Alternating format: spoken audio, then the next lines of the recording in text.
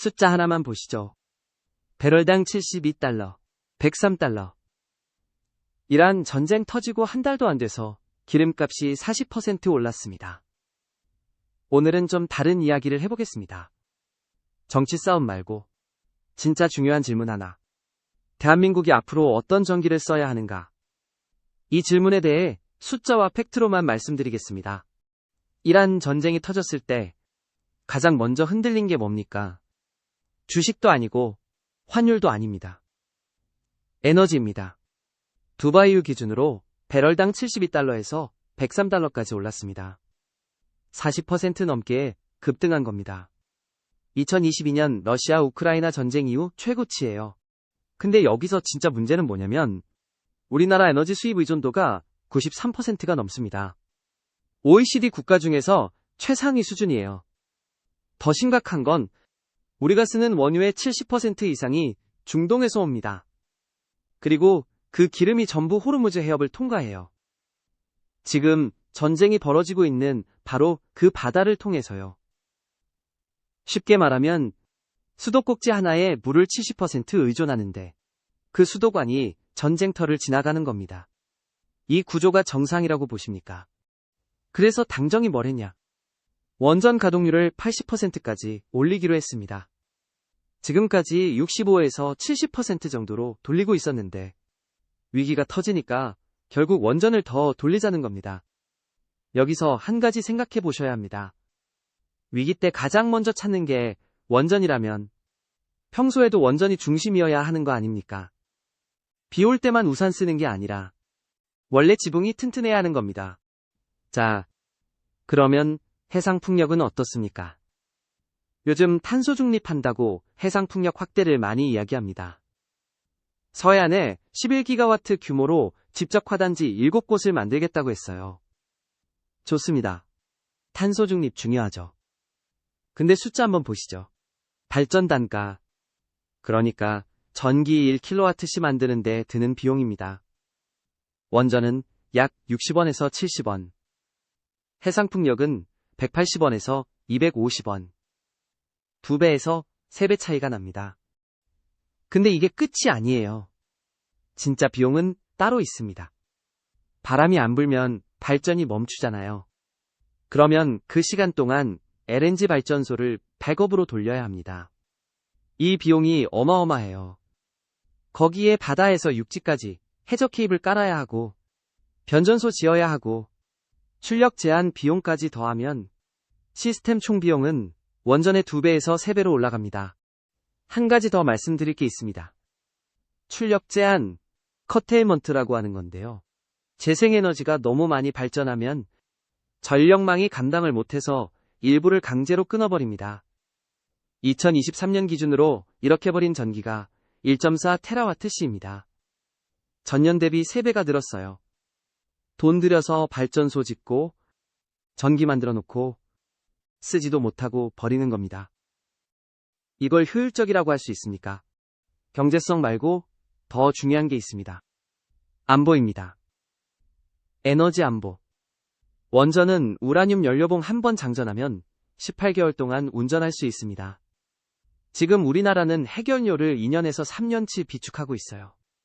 그리고 우라늄은 호주, 캐나다, 카자흐스탄에서 수입합니다. 중동이 아닙니다. 반면 해상풍력은요? 바람이 멈추면 발전도 멈춥니다. 이용률이 평균 25에서 35%밖에 안 돼요. 그리고 여름철 전력 수요가 최고점을 찍을 때 풍력 발전은 오히려 최저입니다.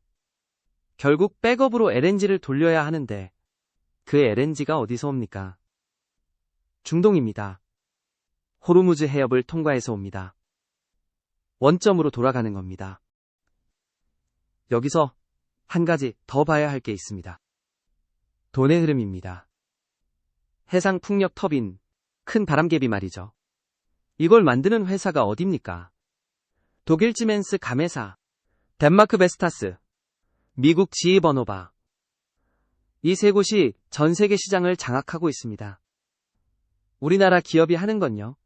하부 구조물 만들고 설치선 띄우고 시공하는 겁니다. 핵심 부가가치인 터빈은 해외 기업이 가져갑니다. 반면 원전은 완전히 다릅니다. 한국수력원자력, 두산에너빌리티를 중심으로 설계부터 제작, 운영까지 국내 생태계가 완성되어 있습니다. UAE 바라카 원전 4기를 수출했고 체코 신규 원전 2기 우선 협상 대상자로 선정됐습니다. 원전 1기당 직간접 고용이 약 1만 명입니다. 이건 단순한 발전소가 아니라 수출 산업이고 일자리 산업입니다. 세계가 어떻게 움직이고 있는지 보시죠. 프랑스 마크롱 대통령 원전 6기 신규 건설 선언했습니다. 영국은 힌클리 포인트 C 원전을 짓고 있고 롤스로이스가 소형 원전을 개발하고 있습니다. 일본도 후쿠시마 이후 멈춰두었던 원전을 재가동하고 있습니다. 2023년 COP28에서는 22개국이 2050년까지 원전을 3배로 늘리겠다고 선언했습니다. 반대로 해상풍력은요, 영국에서 해상풍력 입찰이 연건 나왔습니다. 보조금이 부족해서요. 세계 최대 해상풍력 기업 오스테드는 미국 프로젝트 2건을 취소하면서 수십억 달러 손실을 냈습니다. 지멘스 가메사, 베스타스 모두 대규모 적자가 이어지고 있습니다. 금리가 오르고 자재비가 뛰면서 해상풍력의 경제성이 무너지고 있는 겁니다. 이쯤 되면 이런 말씀 하시는 분 계실 겁니다.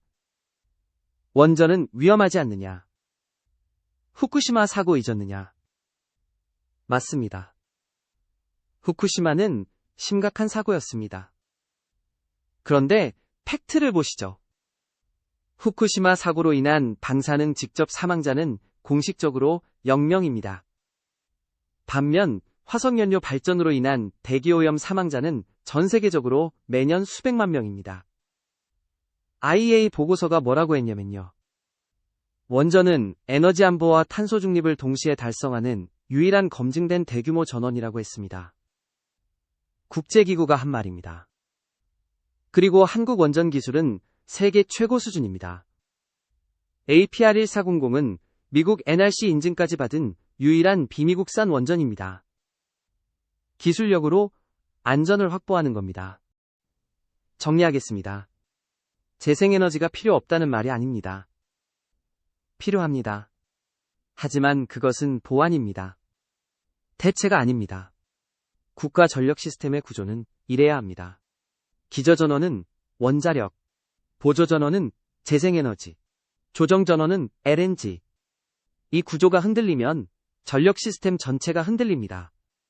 이란 전쟁이 우리에게 보여준 건 간단합니다. 에너지 정책은 이상이 아니라 현실 위에 세워야 한다는 것. 경제성, 안보, 산업 3가지를 동시에 충족하는 에너지원은 지금으로서는 원전밖에 없습니다. 오늘은 분석적으로 말씀드렸습니다. 숫자가 많아서 머리 아프셨을 수도 있는데 이게 현실입니다. 이 이야기 공감되시면 주변에 한 분만 알려주세요. 같이 알아야 바뀝니다. 구독과 좋아요 부탁드립니다.